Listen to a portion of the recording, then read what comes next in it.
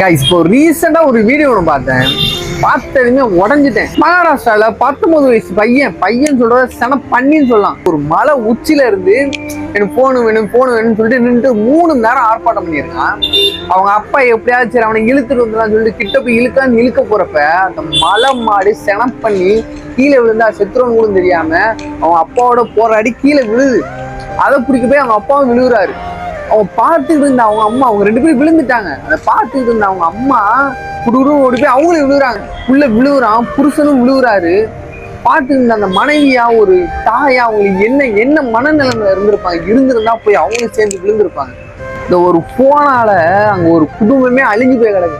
போனை நீங்க கையாளுங்க, அது உங்களை ஆளை விட்டுறாதீங்க. எல்லாம் பேசிட்டு நானும் போய் போனை தான் பார்ப்பேன். போனுக்கு சார்ஜ் தீர்ற வரைக்கும் நோண்டுறது, தீர்ந்ததுக்கப்புறம் நம்ம கொஞ்சம் ரிலாக்ஸா படுக்கிறது. இந்த தூங்குற நேரம், குளிக்கிற நேரம், சாப்பிட்ற நேரம், இதை தவிர்த்து மற்ற நேரம் தான் ஃபோனில் தான் இருப்பேன். நானுமே இருப்பேன். எல்லாம் பார்த்ததுக்கப்புறம் தான் பயங்கரமாக அவேர்னஸ் ஆகுது. ஃபோன் எந்த அளவுக்கு வந்துருச்சு, எந்த அளவுக்கு நம்ம ஆட்சி படைக்கணும்.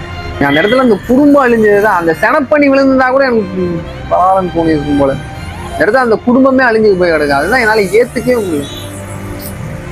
உன காப்பாற்றலான்னு இழுக்க போய் அவங்க அப்பா இழுத்துக்கிட்டே இருக்கிறப்ப அந்த மூதவி இழுத்துக்கிட்டு பின்னாடி விழுந்தா செத்துருவோம் தெரிஞ்சிடும். பின்னாடி இழுத்துக்கிட்டு என்னத்த சொல்ல, பார்த்ததுமே மனசு கஷ்டமாயிருச்சு. பார்த்து கேர்ஃபுல்லா இருங்க, உதாரணமா இருங்க.